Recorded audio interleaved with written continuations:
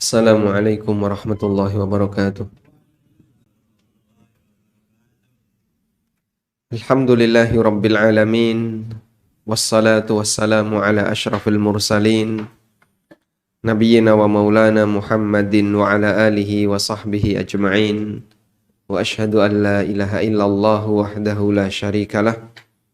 Wa ashhadu anna Muhammadan abduhu wa rasuluh. Sallallahu alaihi wa ala alihi wa sahbihi wa man tabi'ahum bi ihsanin ila yaumiddin. Asbahna ala fitratil Islam wa ala kalimatil ikhlas wa ala dini nabiyyina Muhammadin sallallahu alaihi wasallam wa ala millati abina Ibrahim hanifan muslima wa ma kana minal musyrikin. Apa kabar Bapak sekalian? Insyaallah. Ada yang ngulang ikut pesantren seperti ini? Berapa orang coba angkat tangan? Yang ketahuan 1, 2, 3, 4. Harusnya nggak boleh ya. Tapi untuk saat ini boleh. Ya, sebagaimana yang kemarin pernah kita sampaikan pada waktu pembukaan di pesantren kilat sebelum-sebelumnya ya, bahwa acara seperti ini ngangeni. Yang dikangeni ini apa Pak? Pertama telo, gedang godok, karo kacang. Baik. Belum ada? Mas kan jenengan request harusnya kan? Pesan sama panitia. Pokoknya ini kudu ono telo, kacang. Hah? Nah, wis dirungokno karo panitia, insyaallah nanti datang ya. Tapi datangnya malam hari, Pak ya.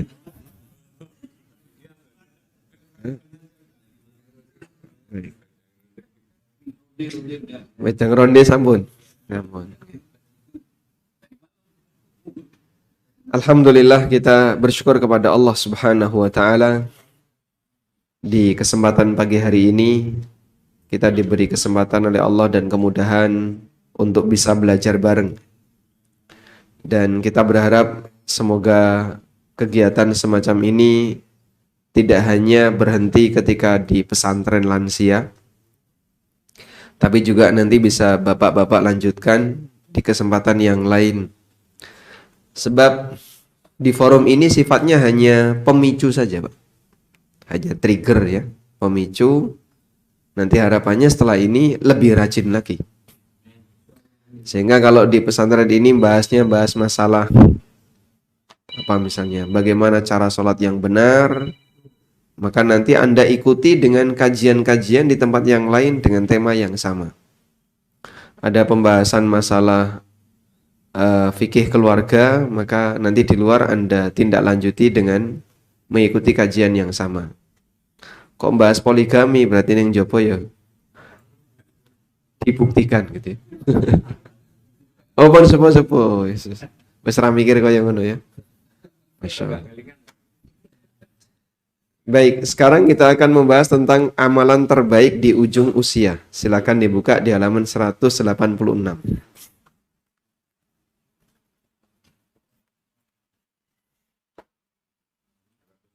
Nah, 186. 106 atau 186? 106. Oh iya iki. Nulis ono garise, Pak. Halaman 106. Nah.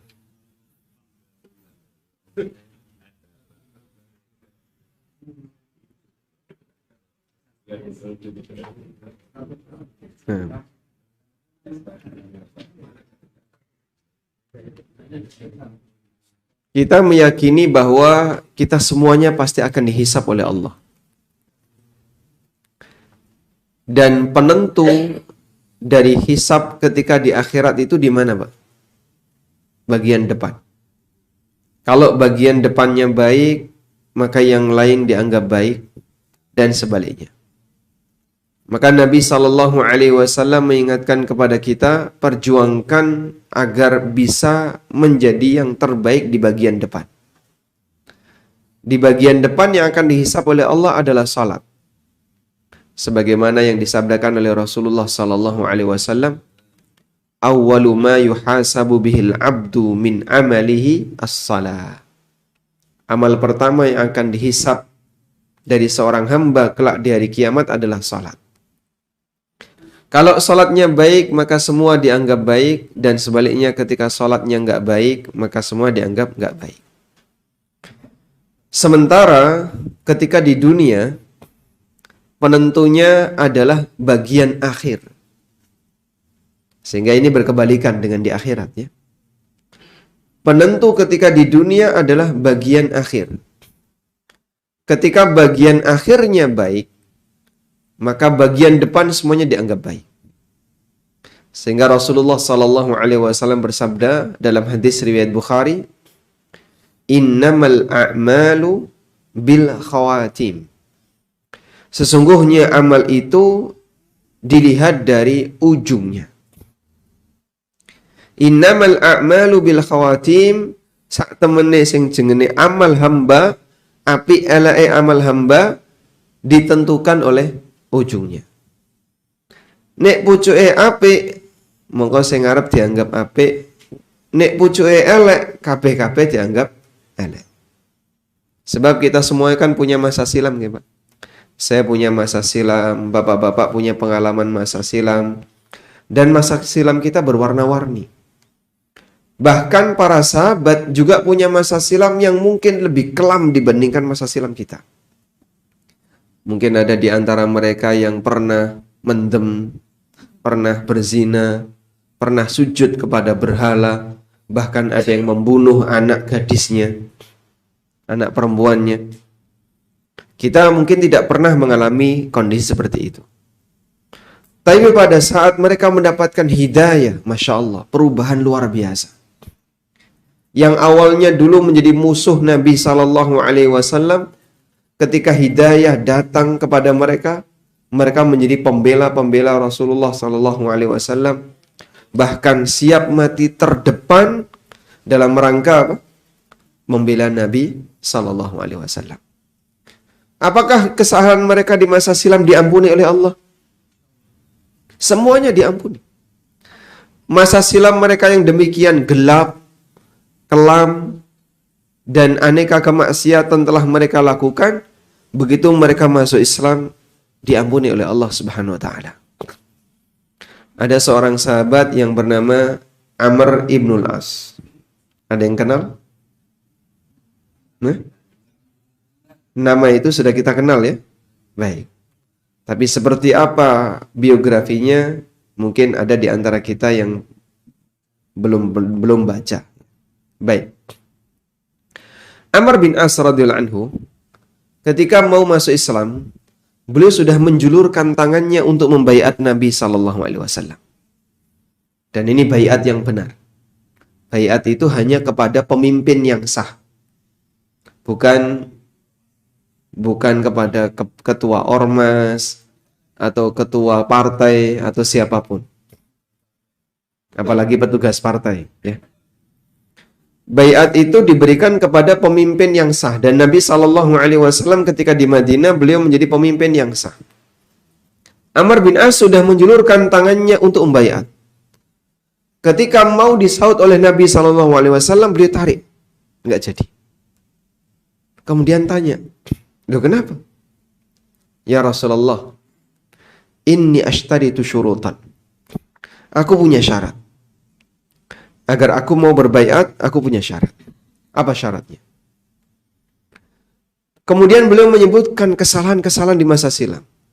Dulu membenci Nabi Sallallahu Alaihi Wasallam, menghina Rasulullah Sallallahu Alaihi Wasallam, bahkan ada yang dipukul oleh beliau di kalangan sahabat, dipukul oleh Amr, dan aneka kesalahan yang beliau lakukan di masa silam.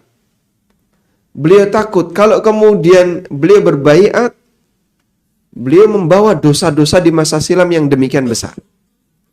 Coba Pak, kalau benci tetangga, itu kira-kira dosanya sampai kufur atau tidak? Tidak. Sebatas benci tetangga, benci teman, benci orang lain. Tapi kalau benci seorang nabi, kira-kira gimana Pak? Kufur, Pak. Orang yang benci Nabi Sallallahu Alaihi Wasallam itu pasti kafir. Dan Masya Allah ya, orang non-muslim, puncak kebencian mereka itu bukan kita, Rasulullah Sallallahu Alaihi Wasallam. Sehingga mereka itu menghina Nabi Muhammad Sallallahu Alaihi Wasallam tanpa batas. Ada yang diwujudkan dalam bentuk karikatur, ada yang diwujudkan dalam bentuk film, ada yang diwujudkan dalam bentuk tulisan, dan ada yang komentar-komentar yang nyelekit untuk Nabi kita Muhammad Sallallahu Alaihi Wasallam. Tapi kaya ngono wong munafik mbelani. Sing belani siapa? Munafik. Di depan dia ngaku cinta Rasul, tapi di belakang dia membela para pembenci Rasul. Ayo rapodo. Dan memang orang munafik kayak gitu. Mudzabdzabina baina dzalika la ilaha ula wa la ilaha ula. Wong munafik itu goncang. Kadang noleh nengen, kadang noleh ngiwa, tidak pro kanan, tidak pro kiri. Anggapannya saya mau berada di pertengahan. Tapi aslinya ini munafik. Baik. Maka benci Nabi Sallallahu Alaihi Wasallam itu dosa kekufuran. Sehingga Amr bin As bingung, apakah dosa-dosa saya itu akan diampuni? Maka beliau minta syarat kepada Nabi SAW, ya Rasulullah, walakin ashtaritu syai'an. Aku menyampaikan syarat. Apa syaratnya? Apakah ketika saya masuk Islam semua dosaku akan diampuni? Kemudian Nabi SAW mengatakan, ya Amr, ama alimta annal Islam yajubbu ma kana qablah. Wahai Amr, sadarilah, Islam itu menutupi semua kesalahan di masa silam. Sehingga Masya Allah, dengan masuk Islam, semua dosa hamba hilang.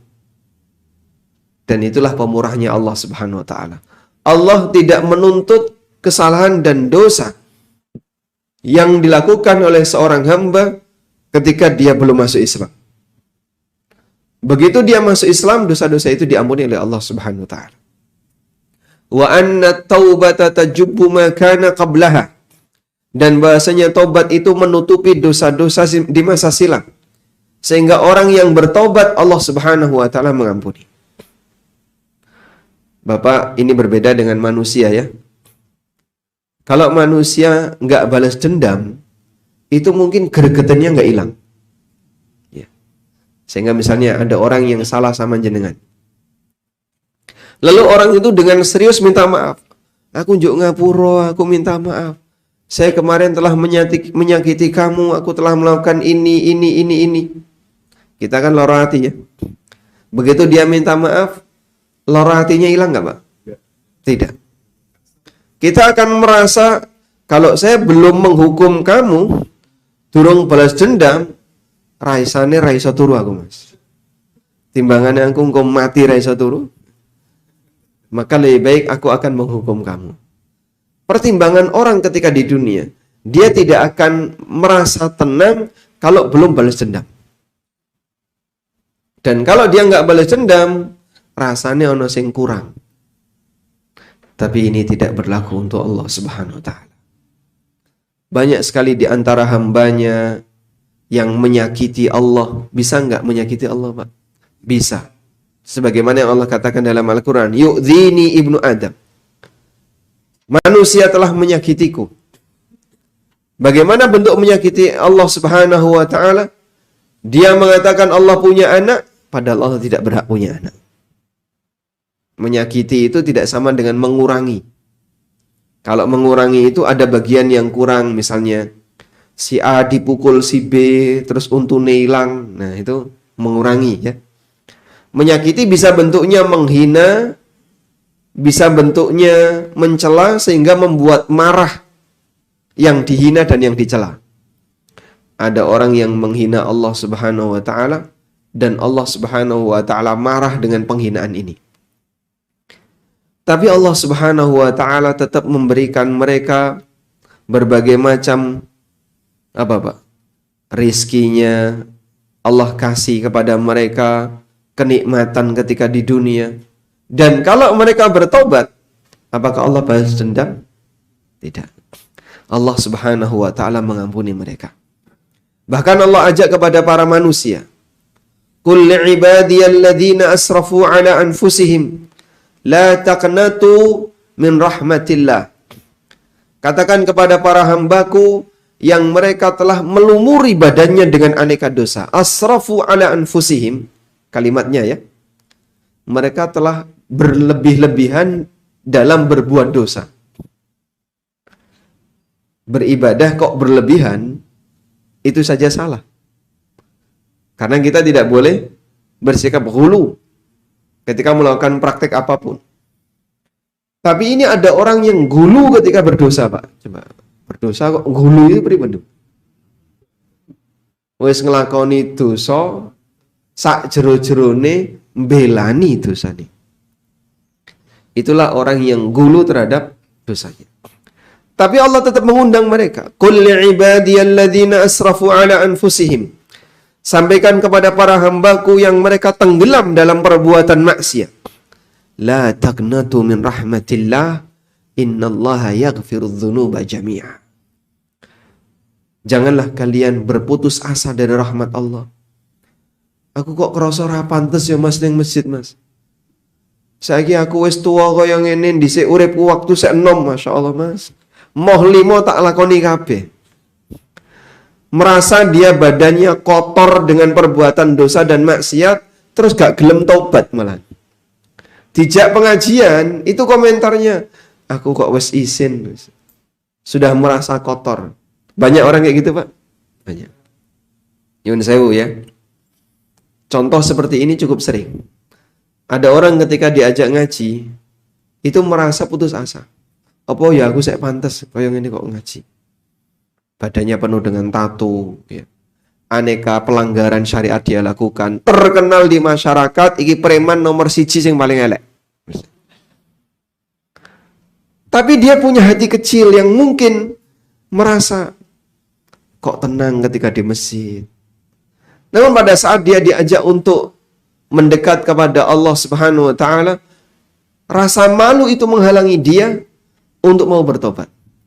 Dan itulah orang yang berputus asa dari rahmat Allah. Sebagian ibu-ibu ketika diajak berjilbab, itu komentarnya kayak gitu. Saya kayaknya kotor, Mas. Saya itu penuh dengan dosa, penuh dengan maksiat. Berpenampilan kayak gitu kok kayaknya nggak pantas. Akhirnya dia nggak mau tobat, tetap nggak berjilbab, dengan alasan merasa tidak pantas, disebabkan karena dia punya banyak dosa. Ini malu yang tercela. Malu untuk tobat itu malu yang tercela. Kamu gak usah malu. Tapi apakah Allah akan mengampuni dosaku? Innallaha yaghfirudz dzunuba jami'a. Allah mengampuni semua bentuk dosa. Sehingga pemurahnya Allah Subhanahu wa taala, Allah berikan kesempatan bagi hamba untuk bisa menjadi baik sampai kapan titik akhirnya, Pak? Titik akhirnya sampai kapan? Sampai mati. Kesempatan taubat dari Allah Subhanahu wa taala adalah ketika nyawa sudah berada di tenggorokan.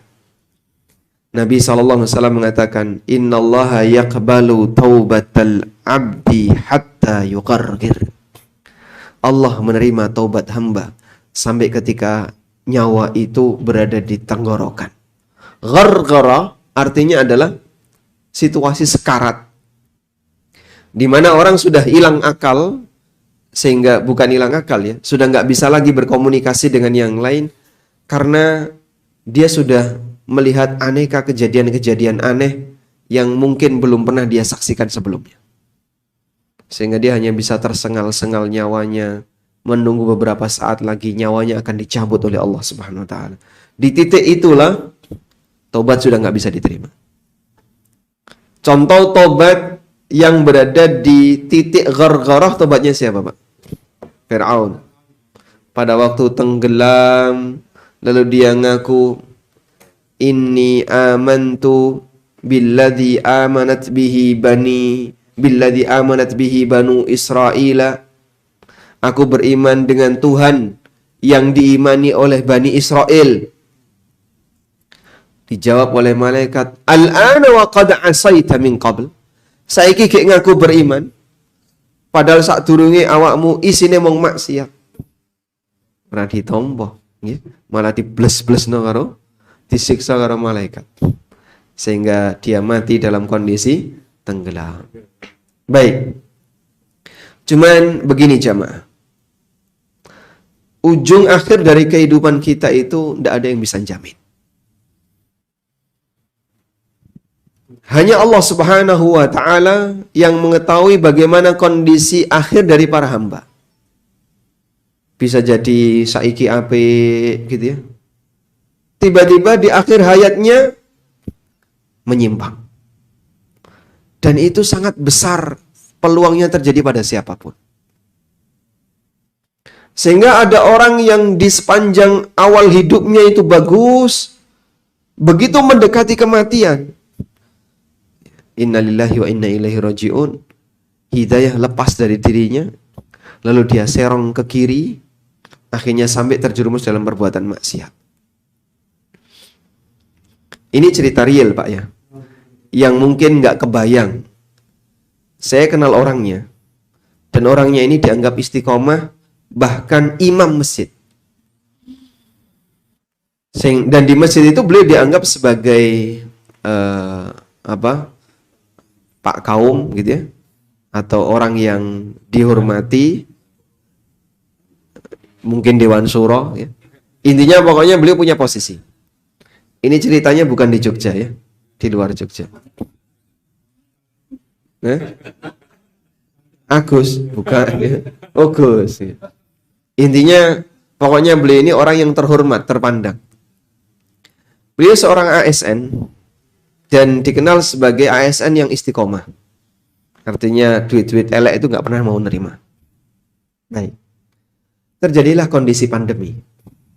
Sekolah libur dan aneka kegiatan masyarakat jadinya terpusat di rumah masing-masing.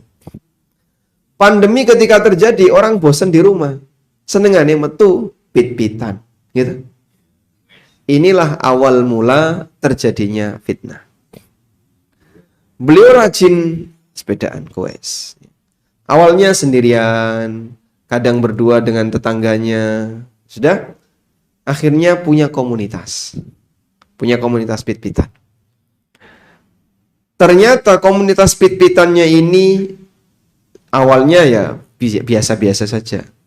Lamban laun campur baur lanang wedok nom tuwo.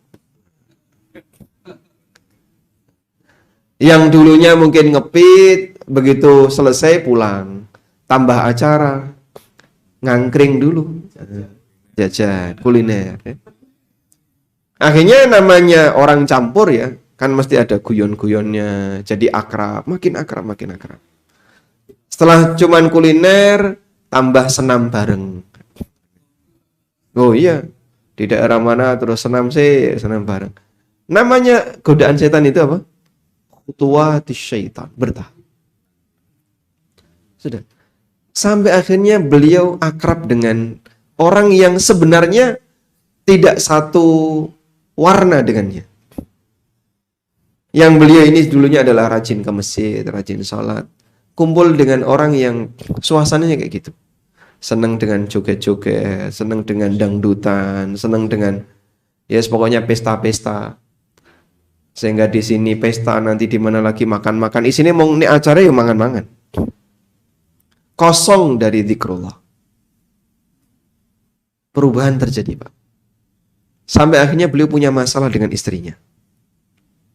Punya masalah dengan keluarganya dan menjauh, setahap demi setahap menjauh. Jadi yang dulu dengan keluarganya baik-baik saja, kemudian sekarang beralih baik kepada orang lain, tidak baik pada keluarganya. Dalam bayangan kita, iki wis tuwa, neng masjid dihormati, di masyarakat dihormati, dan dia orang yang baik di pekerjaannya, tiba-tiba punya masalah kayak gini. Masya Allah, Pak. Mungkin kita nggak memperhitungkan. Cuman kan kadang beloknya orang itu pelan-pelan. Berawal dari olahraga, pit-pitan apa salahnya, Pak? Nggak ada ya. Kita kan mungkin menganggap normal-normal saja. Tapi di balik itu ternyata ada komunitas yang berbeda. Yang kemudian kecenderungan dia jadi belok. Subhanallah, Pak. Tapi alhamdulillah kemarin saya ketemu beliau sudah berubah. Sejak pandemi berakhir, pit-pitan leren balik mana. Alhamdulillah. Nggak keterusan. Iku nek pandemi 5 tahun. Tambah banyak komunitas. Jadi mungkin. Waliyadzubillah. Jadi kita bisa lihat ya, kondisi akhir hamba tidak ada satupun yang tahu. Dalam perhitungan kita ada orang yang kelihatannya soleh, Masya Allah. Tiap hari kemana-mana pakai jubah. Okay. Tasbih muter terus. Dan dia rajin ibadah. Cuman gak jaminan dia bisa husnul khatimah. Coba dilihat di hadis yang pertama itu.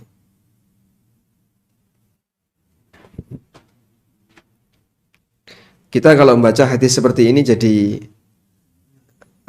gimana ya? Ketakutan, Pak. Mungkin akan ketakutan. Langsung saya bacakan bagian tengah ya. Ini kan bercerita tentang proses penciptaan manusia. Berapa hari manusia itu diciptakan ruh oleh malaikat? Usia 4 bulan, 120 hari. Di usia 120 hari Allah perintahkan malaikat, "Tsumma yursalu ilaihil malak wa yu'maru bi arba'i kalimatin fayanfukhu fihi ar-ruha wa yu'maru bi arba'i kalimatin." Ditiupkan ruh kepadanya, kemudian malaikat itu diperintahkan untuk mencatat 4 takdir. Bikat birizkihi wa ajalihi wa syaqiyun am sa'idun wa amalihi wa syaqiyun am sa'id. Untuk mencatat rizkinya, ajalnya, amalnya, kemudian ujung dari kehidupannya. Apakah dia menjadi orang yang baik ataukah ujungnya orang yang celaka? Lalu Nabi SAW menyebutkan dengan bersumpah untuk memastikan kejadian ini betul-betul akan terjadi. Wallahilladzi la ilaha ghairu.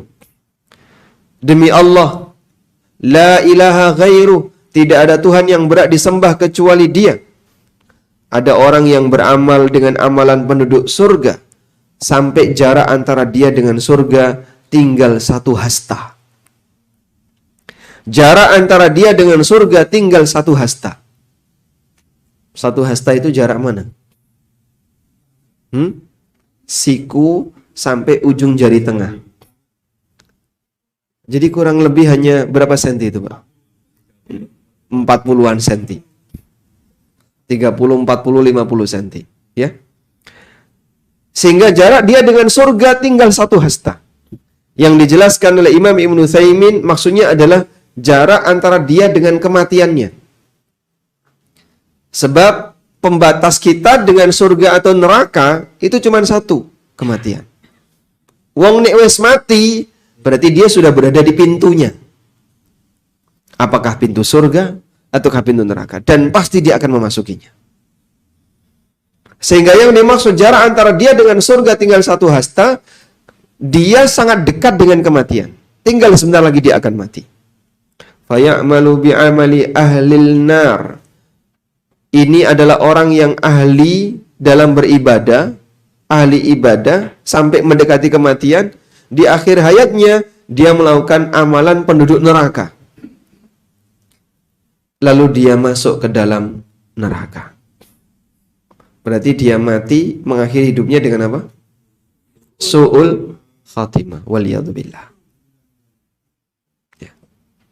Dan real ini terjadi. Nabi SAW menyampaikannya sambil beliau bersumpah, "Fawallahilladzi la ilaha ghairu." Demi Allah, Tuhan yang tidak ada yang berhak disembah kecuali Dia. Beliau bersumpah menunjukkan penekanan dan itu adalah kejadian yang pasti akan terjadi. Sebaliknya, Wa inna ahadakum la ya'malu bi amali ahlin nar. Ada orang yang melakukan amalan penduduk neraka sampai jarak antara dia dengan neraka tinggal 1 hasta. Dia mepet dengan kematian. Fayasbiku alaihil kitab fayamalu bi amali ahlil jannah. Kemudian catatan takdir mendahuluinya. Lalu dia melakukan amalan-amalan penduduk surga. Fayadkhuluha, kemudian dia masuk surga. Orang ini husnul khatimah. Kok bisa, Pak? Kenapa Allah Subhanahu wa ta'ala tidak menyelamatkan dia di akhir hayatnya dengan amal soleh yang dia kerjakan? Disebutkan dalam riwayat yang lain, orang ini ketika soleh itu soleh di permukaan, tapi jahat dalam situasi ketika tidak dilihat orang. Sehingga ada model manusia yang dia itu punya pelanggaran kemaksiatan yang tidak diketahui oleh orang lain. Di depan kelihatannya dia Masya Allah orang hebat, orang yang disegani oleh masyarakat, kalimatnya didengerin, ngomong apa diaminkan, meskipun dia tidak berdoa ya. Tapi ternyata di belakang menyimpan banyak masalah. Contohnya gimana, Pak? Ternyata itu semuanya tidak ikhlas. Ternyata itu semuanya dia lakukan bukan karena Allah. Itu semua dia lakukan untuk mencari status sosial di masyarakat. Itu semua dia lakukan biar dianggap sebagai tokoh di masyarakat. Ngampet untuk berbuat taat di depan umum biar dia punya posisi sosial di masyarakat. Ada orang kayak gitu, Pak? Banyak. Jangankan demikian ya. Sampai ada orang yang mengorbankan nyawanya demi apa? Demi status sosial, demi pujian. Ada 3 orang di mana neraka pertama kali dinyalakan karena 3 orang ini. Neraka dinyalakan karena kata Nabi SAW karena 3 orang. Pertama, orang yang ahli Al-Quran. Yang kedua, ahli sedekah. Yang ketiga, ahli jihad. Relawan jihad. Ahli jihad ini ketika dihisap oleh Allah Subhanahu wa ta'ala, dia ditanya oleh Allah, bukankah aku telah memberikan semua kenikmatanku kepadamu? Banyak kenikmatanku kepadamu. Naam ya Rabb. Iya. Diakui nikmat-nikmat itu. Lalu Allah tanya, terus kau gunakan untuk apa kenikmatan-kenikmatan itu? Maka si ahli jihad ini mengatakan, uqatilu fi sabilika wa ujahidu fi sabilika. Aku berjihad di jalanmu, aku berperang di jalanmu sampai saya mati syahid. Akhirnya dikatakan oleh Allah Subhanahu wa taala, kadzabta, kamu dusta. Walakin tuqatilu liuqal. Tapi kau berperang di jalan Allah, kau berperang ya agar kau disebut sebagai syahid. Wa qad qil, dan masyarakat sudah menyebutmu sebagai syahid. Jadi pujian itu baru datang setelah orang yang mati. Ada orang yang dia punya perasaan, engko nek aku mati kaya ngene, wong kabeh sak kampung itu muji aku. Wah, matine apik, mati sujud, mati ruku, mati sholat. Sehingga mohon maaf, bisa jadi Pak, ada orang yang punya harapan, semoga matinya dalam kondisi sholat, tapi niatnya biar dapat pujian setelah kematiannya. Mati dalam kondisi sholat terpuji nggak Pak? Terpuji. Cuman harapan dia, semoga nanti setelah itu saya dipuji oleh masyarakat. Hebat wong, mati ini pas sholat. Padahal wongnya wis mati loh Pak. Ujiannya datang setelah kematian. Harapan itu muncul dalam kondisi seperti ini. Ya. Bagian ini kan tidak kelihatan. Depannya mungkin kelihatan. Depannya mungkin kadang dia ceritakan kepada orang lain. Sing tak arep-arep ki omong siji. Pripun Pak? Aku iso mati pas sholat. Cerita ning koncone, cerita meneng. Aku wis ndonga. Saya itu sudah berkali-kali berdoa. Yang saya harapkan cuma satu, bisa mati dalam kondisi sujud. Lanjutannya kan nggak diceritakan ya. Mungkin ada harapan pada dirinya, biar nanti ketika saya mati dipuji oleh masyarakat, mati dalam keadaan sujud. Bagian belakang ini dia cerita nggak? Enggak. Allah tahu nggak? Allah tahu.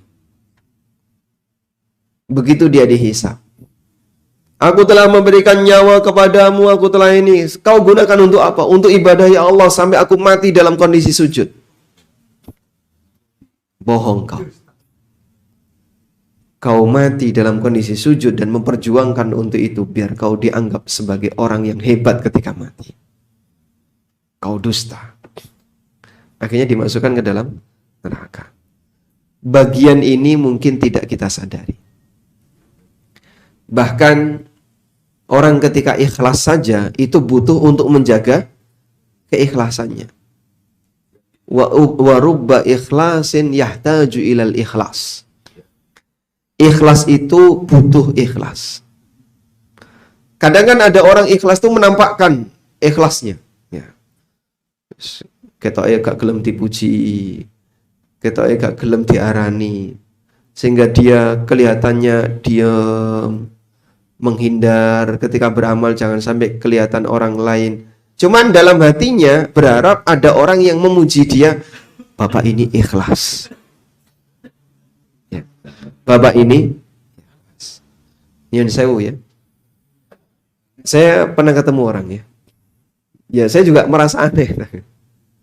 Jadi orang ini sebagai panitia kajian Pak, dan beliau termasuk di antara orang yang dalam kegiatan kajian itu sering terdepan, sering jadi panitia.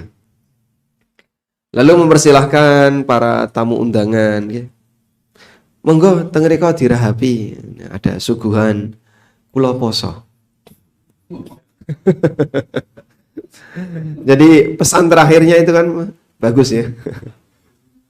Di saat dia mempersilahkan orang lain, monggo nika silahkan dinikmati, ada hidangan di belakang, monggo kula poso. Ini masih lumayan, masih nyebut. Dan ada orang yang kadang mendampingi tapi terus dia menengai, gak ikut makan itu. Tapi menampakkan suasana puasa dalam hatinya. Mungkin dia nggak ngomong saya puasa, tapi dalam hatinya berharap, muga-muga do ngerti nek aku poso. Muga-muga wong iki do ngerti nek aku poso. Allah tahu harapan apa yang kita inginkan. Sehingga di saat kita menampakkan amaliyah batin itu sampai kemudian dia punya keinginan, semoga orang lain paham saya sekarang sedang apa. Meskipun mereka nggak paham. Sehingga kadang ya, kajian subuh kok ngantuk gitu. Muga-muga Ustadz ki paham nek aku wau tangi wengi. Jam 2:30 wis adus, jam 2 wis adus. Gugai konco-koncone. Kadang ada orang Pak, tahajudnya itu rahasia, nggak dilihat oleh orang lain. Sudah? Dia nggak WA Pak, nggak WA menyampaikan ayo bangun tahajud, dia nggak WA, dia rahasia. Pokoknya dia nggak suka pamer, nggak suka. Baik. Nggak suka riak, nggak suka pamer, nggak suka cerita. Sudah? Terus yang harinya dia disikapi nggak sopan sama orang lain. Ada orang yang misalnya terus galak kepadanya, bersikap tidak sopan kepadanya, menyakiti hatinya. Terus dia batin, wah ini gak ngerti, ini aku mau mambengi tahajud. Terus kalau bapak tahajud, apa urusannya dengan orang lain? Tapi kan kadang kita muncul perasaan kayak gitu. Kowe iki gak ngerti nek aku mambengi wis tahajud jam 2 wis ra iso turu. Tak ewangi nangis-nangis. Kamu kok menyakiti hatiku, tega banget kamu. Batin itu ya. Itulah ujub. Itulah ujub. Ujub itu terjadi ketika kapan? Di saat ada orang yang beramal soleh gak mau riya, tidak mau sum'ah, tidak cerita kepada siapapun, sehingga tidak ada yang memujinya. maka dia sendiri memuji dirinya sendiri. Itulah ujub. Wah, bapak iki memang top marko top ya. Yes mare yes. Wonge apik, ikhlas. Nek ibadah gak gelem dipuji, sampean iki memang wong sing apik. Dirinya memuji dia sendiri. Karena tidak ada orang lain yang memujinya. Itulah apa? Ujub. Makanya para ulama mengatakan ar-riya'u syirkun bil ghair wal ujbu syirkun bin nafs. Riya itu syirik kepada yang lain, sedangkan ujub itu syirik kepada dirinya sendiri. Karena ikhlas itu berat sekali, Pak. Ikhlas itu intinya adalah orang beramal sementara suasana dalam hatinya tidak punya harapan sepeser pun kecuali kepada Allah. Sedangkan hati itu berat ketika dia tidak dikasih balasan ketika di dunia. Hati itu merasa sangat berat ketika dia tidak diberi balasan ketika di dunia. Minimal balasan berupa penghormatan, balasan berupa pujian. Kalau nggak ada yang muji, balasan penghormatan. Kalau nggak ada menghormati, dia memuji dirinya sendiri. Berat nggak, Pak? Bagian itulah yang orang lain tidak tahu, tapi Allah tahu. Sehingga Allah akan menilai perjuangan apa yang dilakukan oleh orang ini ketika beramal sampai dia berada di penghujung kematian. Sehingga jarak antara dia dengan surga atau dengan neraka tinggal satu hasta. Kemudian dia mengakhiri hidupnya dengan kondisi yang berbeda karena menyesuaikan kondisi batin yang tidak diketahui oleh orang lain. Baik. Lalu apa yang bisa kita lakukan agar kita bisa mengakhiri hidup kita dalam posisi yang terbaik, menjadi orang yang mendapatkan husnul khatimah? Dari semua kondisi tadi jamaah, dari semua kondisi tadi kita bisa lihat ya, kata kuncinya satu, apa Pak? Memohon bimbingan kepada Allah Subhanahu wa ta'ala untuk memperbaiki hati. Memohon bimbingan kepada Allah Subhanahu wa ta'ala untuk memperbaiki hati. Sehingga kita minta kepada Allah agar Allah jaga hati kita dari semua potensi penyimpangan, dari semua kerusakan batin yang menyebabkan ini menjadi penghalang bagi kita untuk bisa dapat husnul khatimah. Seperti kondisi-kondisi tidak ikhlas tadi, tapi tidak ikhlasnya samar sekali ya. Yang mungkin orang jadi nggak tahu, yang mungkin kita sendiri kadang nggak sadar, orang lain nggak tahu.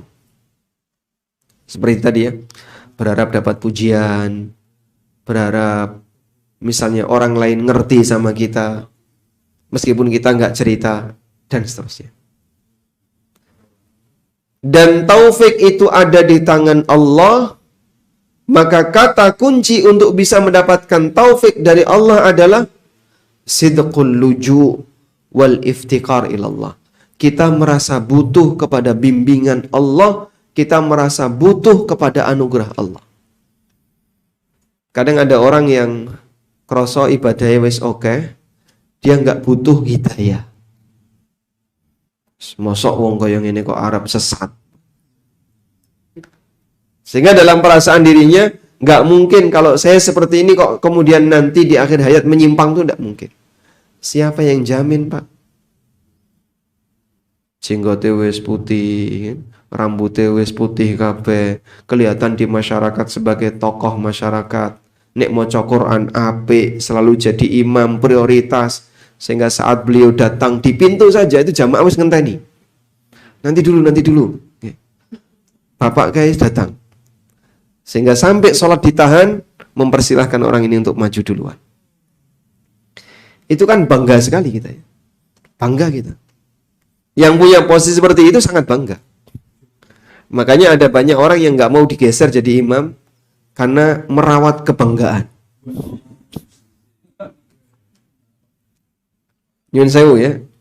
Kalau kita sebagai orang yang tertua di masjid, tapi tidak pernah dimintai saran, kira-kira gimana Pak? Ada orang yang lor hati Pak, kok ya aku ra dijak rembukan. Padahal saya kan, ya meskipun tidak masuk dalam pengurus takmir, tapi apa ya wong-wong gak ngerti nek aku iki wis tuwa dhewe ning kene. Kenapa tidak dimintai pertimbangan? Kenapa nggak dimintai saran? Itu kadang loro hati, Pak. Tidak dianggap oleh masyarakat, itu kadang sebagian orang sakit hati. Tapi kalau ada orang yang dimintai saran, Masya Allah, muncul kebanggaan dalam dirinya. Dia merasa bahagia. Diwongke oleh orang lain. Sudah? Yang kayak gini kan orang nggak tahu ya. Bangga ketika diwongke itu orang enggak tahu. Kebanggaan-kebanggaan seperti inilah yang diketahui oleh Allah bisa jadi ini yang akan menjadi penghalang orang untuk bisa mendapatkan husnul khatimah. Mintalah kepada Allah bimbingan batin. Allahumma ati nafsi taqwaha wa zakkiha anta khairu man zakkaha. Hafal doa mereka, Pak? Belum. Dicatat ya.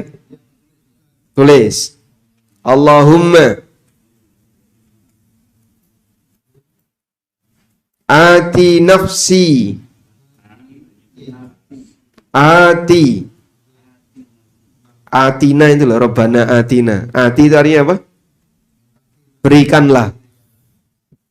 Allahumma ati nafsi. Nafsi jiwaku. Takwaha. Ketakwaannya. Wa zakkiha.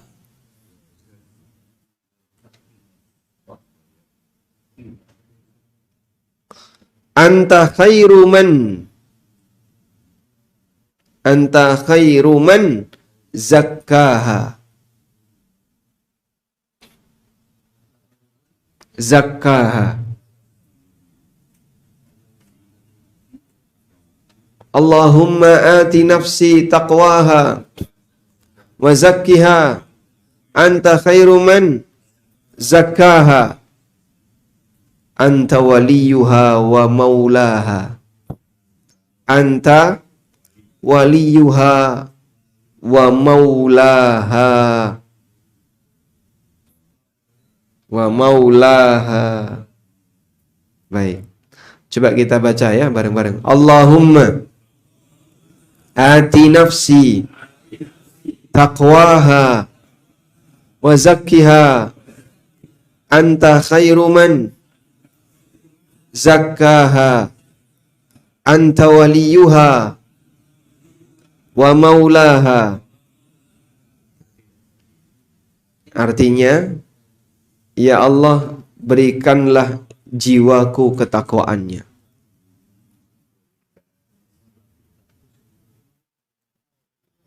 Sebab jiwa ini kan punya sifat takwa dan punya sifat fujur. Fa'alhamaha fujuraha wa taqwaha. Sehingga di hati ini ada potensi baik dan potensi buruk. Kita minta kepada Allah Ta'ala ketakwaannya agar diberi potensi yang baik itu dominan, mengalahkan potensi yang buruk. Wa zakkiha, sucikanlah jiwa ini ya Allah. Zakka yuzakki artinya apa? Mensucikan. Anta khairu man zakkaha, engkau sebaik-baik zat yang mensucikan jiwa. Anta waliyuha wa maulaha, engkau yang ngurusi hati ini dan yang menyayangi hati ini. Waliyuha wa maulaha, hati ini mensucikan.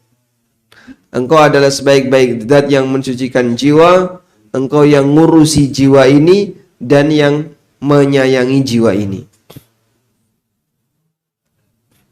Artinya kita minta kepada Allah dengan menyebutkan sifat-sifatnya. Berarti bertawasul dengan apa? Sifat Allah. Baik.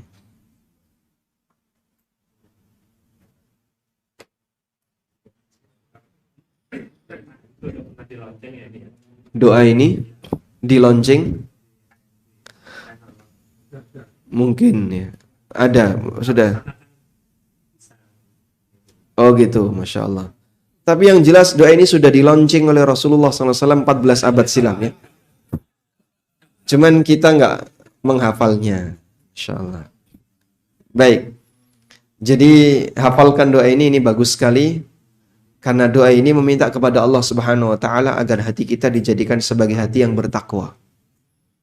Kalau fisik bertakwa belum tentu hati bertakwa. Fisik bertakwa itu misalnya melakukan ketaatan ya, menjaga diri dengan baik, penampilannya penampilan soleh, tapi kan batin tidak tahu. Agar kita bisa menjadi orang yang bertakwa lahir batin, maka minta kepada Allah Subhanahu wa taala, terutama bagian batinnya. Ada salah satu muridnya Syekh bin Baz yang pernah menyertai Syekh bin Baz ketika tawaf.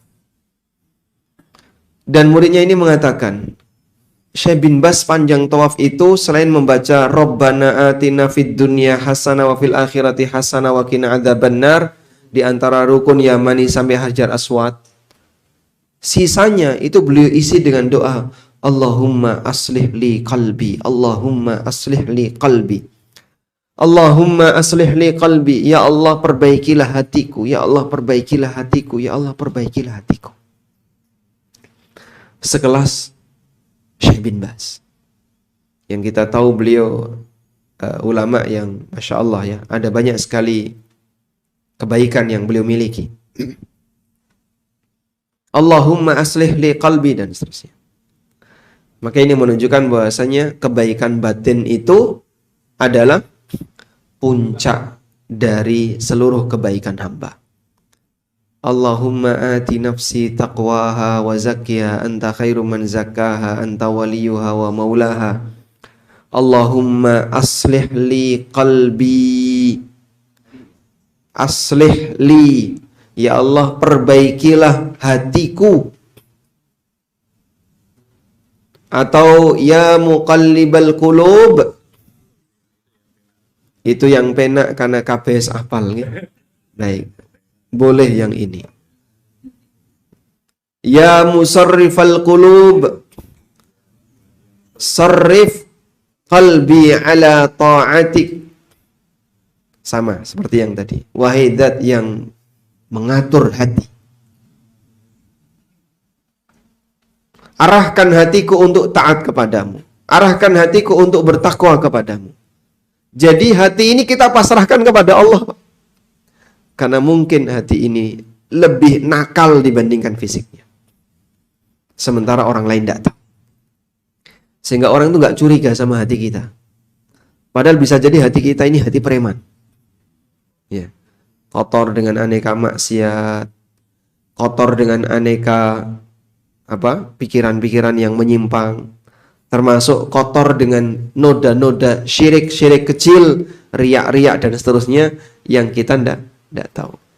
Digambarkan oleh Nabi SAW, riak itu seperti apa?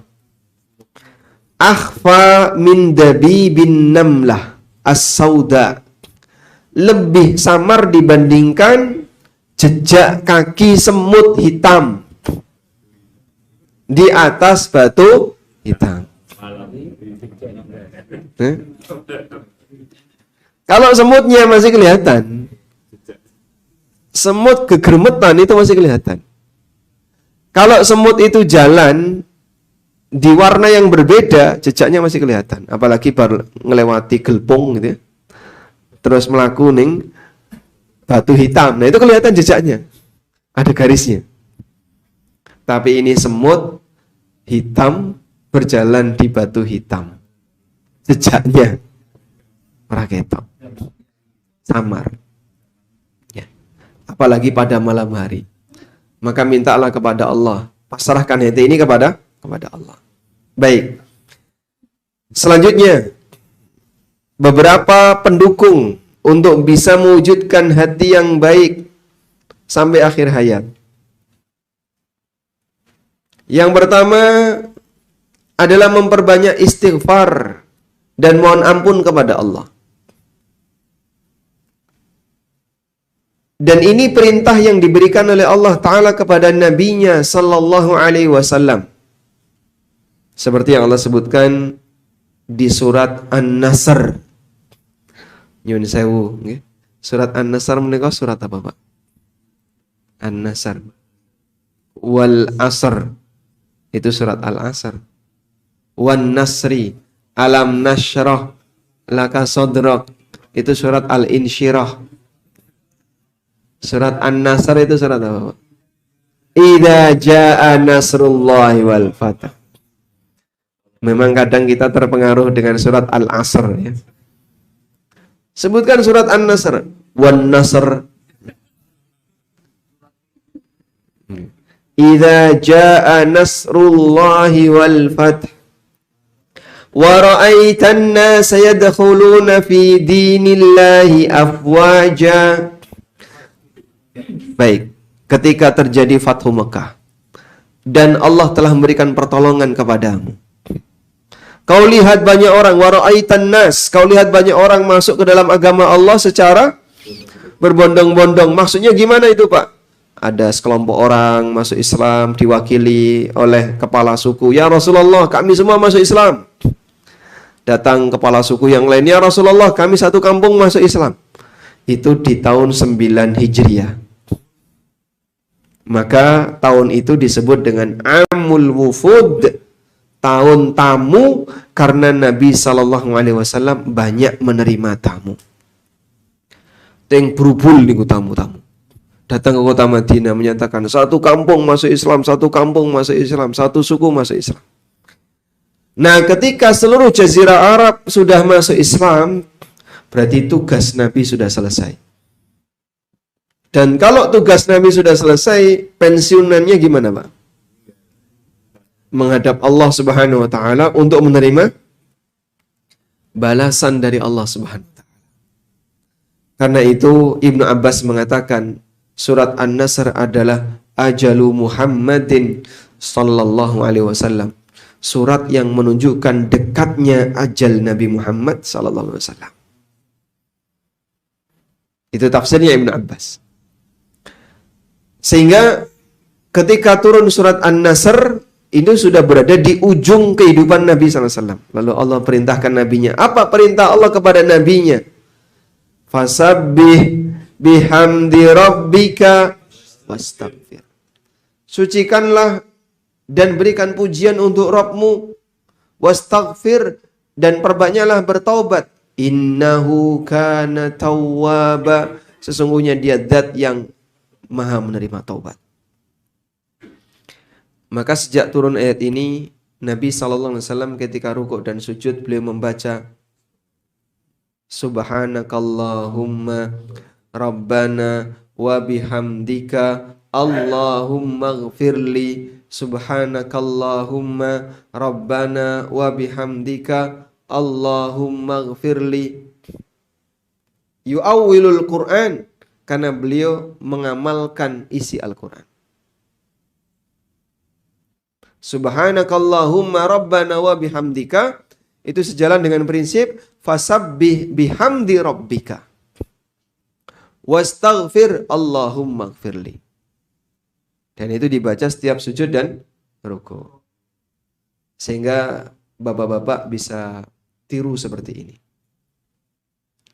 Banyak memohon ampun kepada Allah Subhanahu wa taala di akhir hayat, sebagaimana Nabi SAW perintahkan agar beliau banyak mohon ampun kepada Allah Subhanahu wa taala di akhir hayatnya. Padahal itu seorang nabi. Tentu kita lebih butuh untuk memperbanyak istighfar dan mohon ampun kepada Allah Subhanahu wa taala. Jadi semakin saleh di akhir hayat, bukan semakin ujub dengan amalnya. Bukan semakin ingin dihormati oleh masyarakatnya. Bukan semakin ingin diwongke oleh takmirnya. Tapi semakin merasa banyak kebebanan dosa dan kesalahan. Karena kadang kalau orang sudah merasa di usia senior, seperti ini kan muncul ya. Pengen diwongke, pengen dianggap, pengen punya posisi, pengen. Keinginannya itu keinginan untuk mengejar status sosial. Mungkin dia nggak punya harapan dengan dunia. Dia nggak punya harapan materi. Nggak ada keinginan untuk kawin lagi. Tapi keinginannya pindah. Dia merasa bahagia ketika dapat pujian. Dan itu termasuk kotoran dalam hati. Mintalah kepada Allah ampunan. Nah, selanjutnya 5 menit lagi, insya Allah. Cukup ya, bagian tambahan. Oh gitu, insya Allah. Ini memprotes panitia nih bahaya. Baik, kita lanjutkan. Berikutnya, selalu memasang husnudzon kepada Allah Subhanahu wa taala. Baik, Pak. Tolong jangan salah sangka ini, Pak. Husnudzon itu apa sih, Pak? Itu maknanya.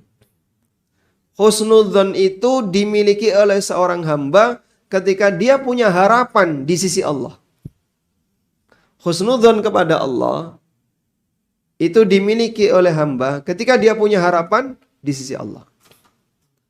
Kalau dia nggak punya harapan di sisi Allah, orang nggak bakalan mungkin bisa husnudzon. Ada orang rajin maksiat, senengane ngelakoni elek, arep-arep swarga. Iki dudu husnudzon. Ini apa ini? Tertipu. Maghrur. Ini maghrur. Orang yang tertipu. Allah Subhanahu wa taala ingatkan. Ya ayyuhal insanu ma gharraka bi rabbikal karim. Wahai menungso, apa yang menyebabkan kalian tertipu dengan semua kemurahan Allah Subhanahu wa taala? Kalian tenggelam dalam aneka perbuatan maksiat, tapi berharap semuanya diampuni oleh Allah, kemudian nanti bisa mendapatkan pahala, lalu dapat surga. Ini wong sing tertipu. Tertipu dengan kemurahan Allah. Tertipu di dunia ini, Pak, bermacam-macam warna.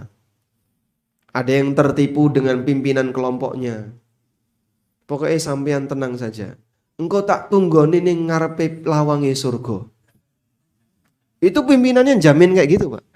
Ada banyak pimpinan torikot yang jamin kayak gitu. Jadi dia menjamin kepada para pengikutnya, nanti para pengikut saya tenang, tak tunggu di depan pintu surga. Sing tak kenali tak lebokno. Sing nggak kenal tak usir. Banyak para pemimpin torikot yang memberikan jaminan kayak gitu. Ya. Ini tertipu yang paling parah ini. Ada yang lebih parah lagi. Wong ki nglakoni dosa sak karepe, melakukan perbuatan apapun, rajin ibadah gak rajin ibadah terserah bebas. Insya Allah nanti akan diselamatkan oleh Sang Juru Selamat. Nah. Jadi ya ibadah gak ibadah podo wae, akhirnya do malas-malasan. Ada juga nanti tinggal ngaku di depan malaikat, saya itu muridnya Mbah Kiai ini, selamat. Saya anggota ormas ini, selamat. Subhanallah. Padahal Nabi SAW saja tidak bisa melakukan seperti itu. Makanya beliau sampaikan kepada pamannya, Abu Talib. Ya ammi kul la ilaha illallah. Wahai paman, ucapkan la ilaha illallah. Nanti paman tak bela. Tapi kalau dia nggak mau mengucapkan la ilaha illallah, beliau bisa bela nggak? Nggak bisa. Beliau katakan kepada Fatimah, ya Fatimah binta Muhammadin, wahai Fatimah bintu Muhammad, sali mimani masyi'ti. Untuk hari ini kau boleh minta hartaku sebanyak-banyaknya, terserah. Walakin la ughni anki minallahi syai'a. Tapi besok di akhirat aku nggak bisa nolong kamu. Sekarang kau bisa minta hartaku, tapi besok di akhirat aku nggak bisa nolong kamu. Siapa itu, Pak? Fatimah, putri Nabi Muhammad sallallahu alaihi wasallam yang sangat beliau cintai. Makanya husnudzon itu dibangun kalau orang punya harapan di sisi Allah. Dan punya harapan di sisi Allah itu ketika kita punya tabungan amal di sisi Allah Subhanahu wa taala yang dilakukan dengan ikhlas. Yang terakhir, Fokus memperbaiki diri. Ya, ini penting ya. Coba dilihat di artikel yang paling terakhir. Poin yang keempat. Orang yang kalau sudah merasa dirinya sudah dekat dengan kematian atau merasa sudah senior, itu seharusnya lebih banyak menghindari sengketa daripada apa? Rajin bersengketa. Jangan merasa pingin menang sendiri. Jangan merasa pokoknya yang penting kudu aku. Sing diwongke aku. Omonganku sing dirungokno. Justru sebaliknya, dia lebih banyak fokus memperbaiki diri sendiri. Udahlah, kayak ini kok diurusi. Kula boten derek, saya nggak ikut. Udah. Saya nggak ikut. Sehingga ketika ada masalah apapun yang kira-kira dia tidak berkepentingan untuk terlibat, dia milih nggak ikut. Lebih fokus memperbaiki diri sendiri. Sehingga nyun sewu nggih Pak, sudah usia 70 ke atas, 60 ke atas, nek bahas politik ora ono pucuke, Pak. Pokoknya kudu dia yang dirungokno. Wah, jadi analis. Sehingga dia pengen informasi dia yang paling menonjol. Pak, sing digoleki iki lho apa? Sudahlah, wis dilereni Pak, menghindar saja. Menghindar, lebih fokus memperbaiki diri sendiri itu lebih baik. Ada misalnya sengketa di takmir, dia menghindar udahlah daripada berantem kayak gini buat apa? Menghindar. Sehingga dia lebih milih fokus memperbaiki diri sendiri daripada ikut terlibat dalam perdebatan, sengketa, masalah apapun yang dialami di lingkungannya. Apalagi urusan warisan, ya. Serahkan kepada ketetapan Allah, aturan yang telah Allah tetapkan, dan kita jangan pingin lebih menonjol di sana. Wallahu ta'ala alam. Walhamdulillahi rabbil alamin. Nah, 3 pertanyaan saja.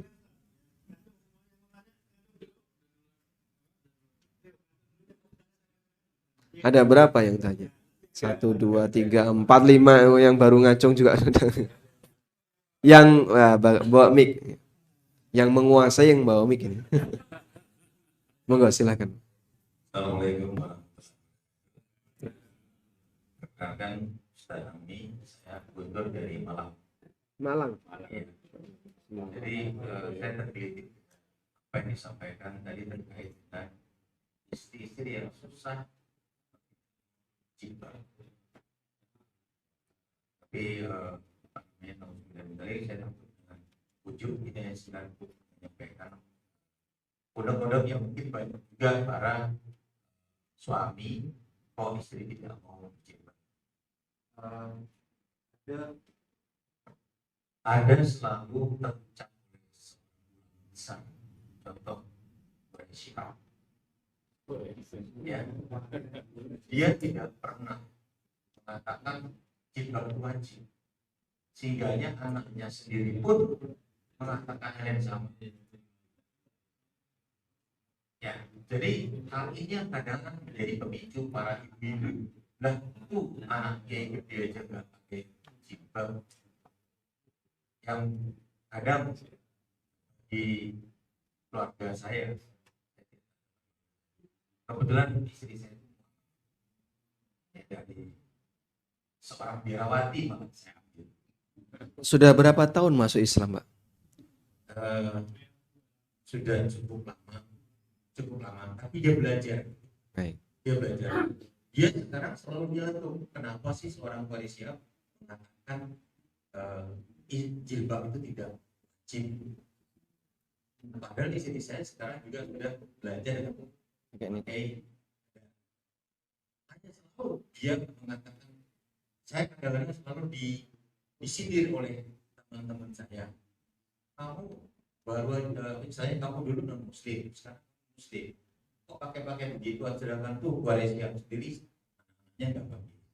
Pertanyaan saya adalah, apakah ini benar?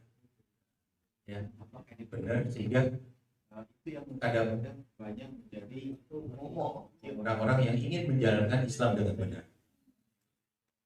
Yang pertama, yang kedua mungkin dari saya pribadi menyarankan terkait sama ada orang yang buat komunitas. Saya juga pecinta komunitas, tapi syarat satu untuk bisa terlibat yang tadi disebutkan adalah bawalah keluarga ketika kita. Jangan berkomunitas sendiri ya. Ya, itu dari saya. Terima kasih. Assalamualaikum warahmatullahi wabarakatuh. Waalaikumsalam warahmatullahi wabarakatuh. Baik. Coba kita perhatikan bagian ini ya. Apabila Quraisy Syihab tidak pernah mengatakan jilbab itu wajib, Al-Quran mengatakan jilbab itu wajib. Kita ikut yang mana? Selesai. Sehingga ketika misalnya dia mengatakan jilbab tidak wajib, tapi Quran mengatakan wajib, maka kaum muslimin ikut Quran. Sebab Quraisy Syihab dia bukan nabi yang berhak untuk mengoreksi isi Al-Quran. Karena itu kita sampaikan kepada masyarakat Indonesia, kalian punya nabi, dan nabi kalian adalah Nabi Muhammad sallallahu alaihi wasallam. Dan beliau mewajibkan para wanita untuk berjilbab sebagaimana yang Allah wajibkan dalam Al-Quran. Maka kita mengikuti Al-Quran yang itu merupakan wahyu Allah, dan kita mengikuti Nabi Muhammad sallallahu alaihi wasallam meskipun ada orang yang mengatakan berbeda dengan isi Quran. Baik. Ini bukan hal yang pertama dalam sejarah manusia. Sehingga kalau misalnya ada orang yang bilang sholat tidak wajib, ada yang bilang babi itu halal, ada yang bilang khomer nggak masalah, bahkan sampai ada yang bilang zina boleh misalnya. Kita tetap akan mengatakan mereka bukan nabi. Dan mereka ini musuhnya ajaran nabi. Karena dia menyampaikan hal yang bertentangan dengan ajaran nabi. Baik. Kita yakin dia punya alasan. Tapi alasannya lebih lemah dibandingkan sarang laba-laba. Sehingga tidak perlu digatekne. Maka standarnya begini. Sebagaimana yang disampaikan oleh para ulama. Ar-rijalu yu'rafu bil haqq. Wal haqqu la yu'rafu bir rijal. Standar untuk mengangkat kebenaran itu. Standar untuk mengetahui status orang itu dikembalikan kepada sejauh mana dia sesuai dengan kebenaran. Bukan standar untuk mengetahui kebenaran dikembalikan kepada siapa yang mengatakannya. Dipahami nggak? Baik, saya ulang ya, karena tadi ada gangguan telepon. Yang isi jadi nggak fokus, Pak. Al-haqqu la yu'rafu birrijal. War-rijalu yu'rafu bil haqqi. Standar kebenaran itu tidak dikembalikan kepada siapa yang mengatakan. Sehingga artinya bukan begini. Kalau yang bilang itu Dr. A pasti benar. Bukan demikian. Tapi sebaliknya, standar kebenaran seorang manusia dikembalikan kepada sejauh mana dia menyesuaikan kepada kebenaran. Sehingga kalau ada seorang dokter kok kalimatnya menyimpang, berarti kan ini tanda orangnya memang menyimpang. Karena penyimpangannya parah. Sampai pada kondisi yang itu ma'lumun minad din bid-darurah, bagian yang dipahami oleh seluruh umat manusia bahwa jilbab itu wajib. Kalau ada yang orang komentar gini, jilbab itu kan budaya Arab, Pak. Jilbab itu budaya Arab. Sejak kapan istrinya Abu Lahab berjilbab? Kalau jilbab itu budaya Arab, seharusnya kan istrinya Abu Jahal berjilbab, istrinya Abu Lahab berjilbab. Padahal wanita-wanita ini ketika perang mereka buka aurat sambil menari, menyemangati suaminya. Ayo gas terus, gas, mati rapopo. Padahal kalau mati ya mati hilang kabeh. Nyemplung neraka saklawase karena mereka adalah orang musyrikin. Tapi dimotivasi oleh para istri mereka. Mereka ketika perang itu kan bawa drum band, Pak. Orang kafir itu ketika perang bawa drum band. Sehingga cara mereka menyemangati pasukan untuk maju itu mukul drum band. Sing wedok-wedok nutuki ning guri. Sing lanang-lanang maju. Tapi kalau kaum muslimin ketika perang diperintahkan untuk apa? Banyak berzikir. idza laqitum fi'atan fathbutu wadhkurullaha katsiran. Kalau kamu ketemu dengan musuh, sabar dan banyak berzikir kepada Allah, la'allakum tuflihun, agar kau menang. Sehingga berbeda suasana perang antara muslim dengan non-muslim. Ketika muslim berperang, itu dermimil dzikir. Banyak memohon kepada Allah dan berdoa kepada Allah Subhanahu wa taala. Baik. Karena itu komentar seperti ini sebenarnya tidak perlu diperhatikan. Kalaupun istri dari komunitas istrinya Bapak ada yang komentar, kamu kenapa kok pakainya kayak gini? Padahal itu sendiri Quraisy kayak gitu. Ya sudah, berarti dia pendukungnya Quraisy. Istri Anda mengikuti Quran dan tidak mengikuti Quraisy. Baik. Kemudian yang kedua, tentang apa tadi, Pak? Kalau bergabung ke komunitas, ajaklah keluarga. Tapi kalau sanlat tidak boleh ajak istri, Pak. Bapak nanti punya komunitas ini insya Allah. Intinya begini, komunitas ada yang baik, ada yang buruk. Dan bergabunglah dengan komunitas yang baik. Karena teman itu bisa nyeret. As-sahibu sahib.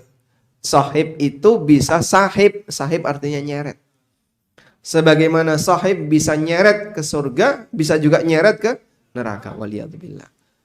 Perubahan karakter kadang berasal dari teman. Wallahu a'lam. Masya Allah. Selanjutnya siapa ini? Hah? Masya Allah. Ya, baik.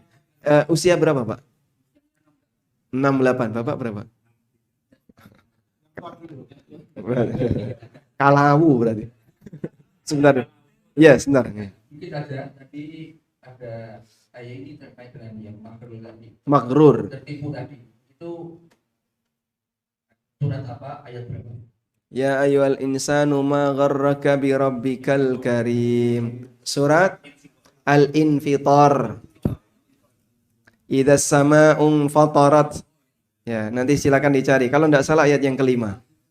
Baik, silakan Bapak. Masya Allah. Sampun. Bismillahirrahmanirrahim.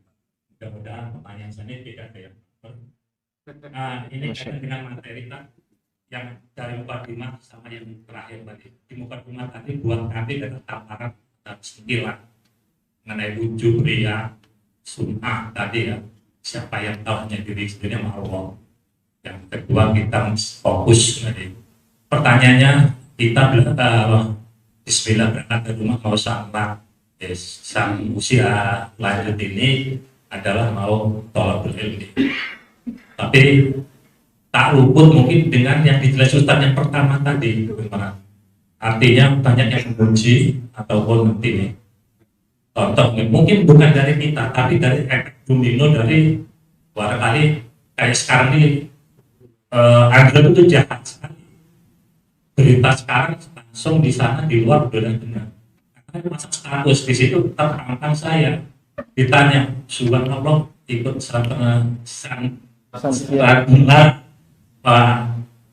pasti saya sebagai manusia biasa ada rasa yang disebutkan tadi padahal bukan dari saya.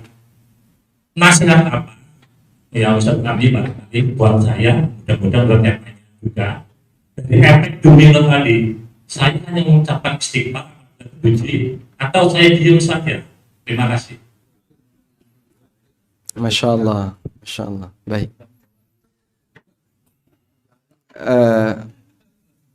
Jadi memang ujian batin itu lebih berat ya. Makanya di antara kata kunci yang bisa kita lakukan, kita merasa kita ini lemah di hadapan Allah Subhanahu wa taala dan fakir di hadapan Allah. Pasrahkan hati ini kepada Allah. Selanjutnya begini, Pak. Kalau kita dipuji oleh orang lain, apa yang harus kita lakukan? Pertama saya mau tanya, pujian orang itu nambah rezeki nggak, Pak? Iya. Sebagai rezeki nggak? Sebagai racun, Masya Allah. Pujian itu racun. Nah, pujian itu tidak nambah rezeki, tidak membuat Anda jadi panjang umur, tidak membuat kita bojone yo tambah yang tidak.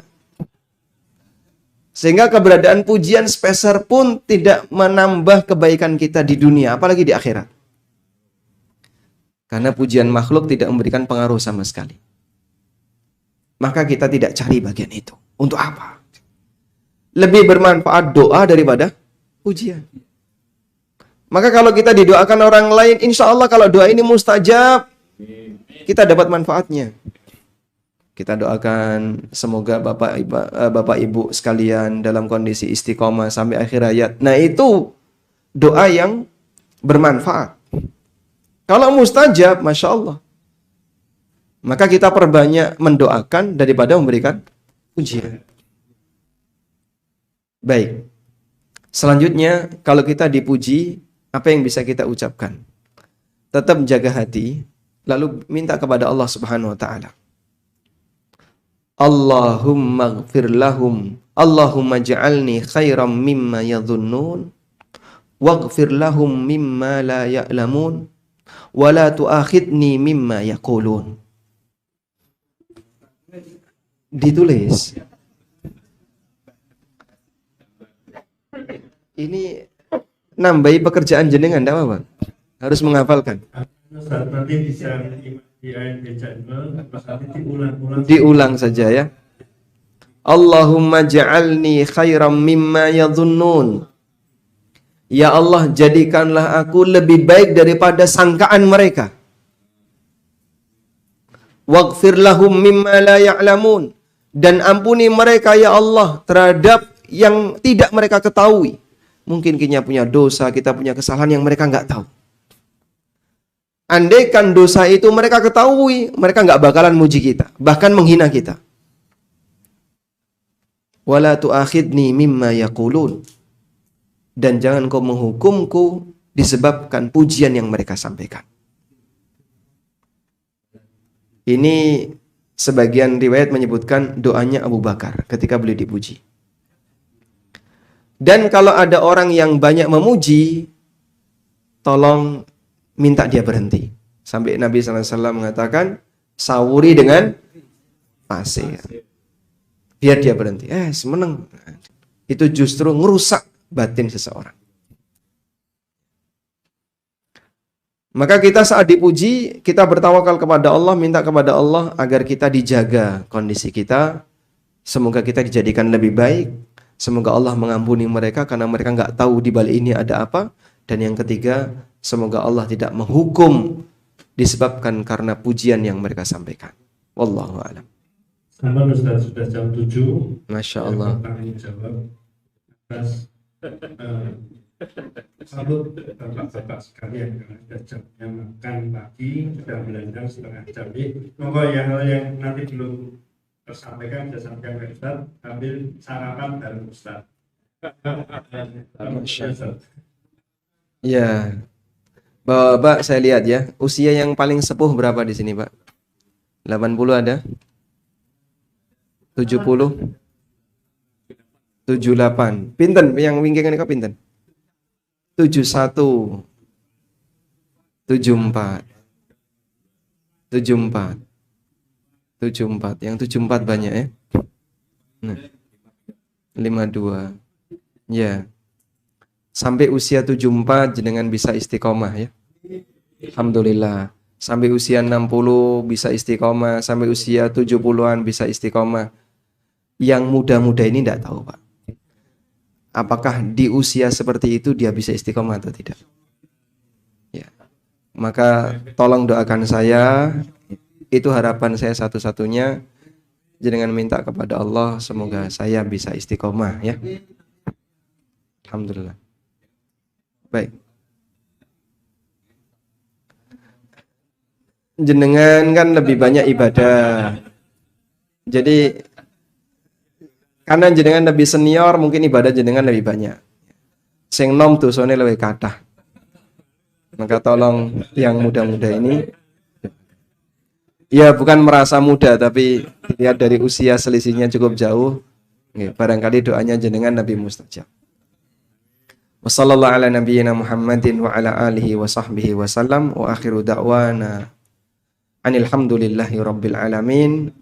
Allahumma ja'al khaira a'mali fi khawatimiha Allahumma ja'al khaira a'malina fi khawatimiha. Rabbana atina fid dunya hasanah wa fil akhirati hasanah wa qina adzabannar. Wa sallallahu ala nabiyyina Muhammadin wa ala alihi wa sahbihi wa sallam wa akhiru da'wana alhamdulillahi rabbil alamin. Wassalamualaikum warahmatullahi wabarakatuh.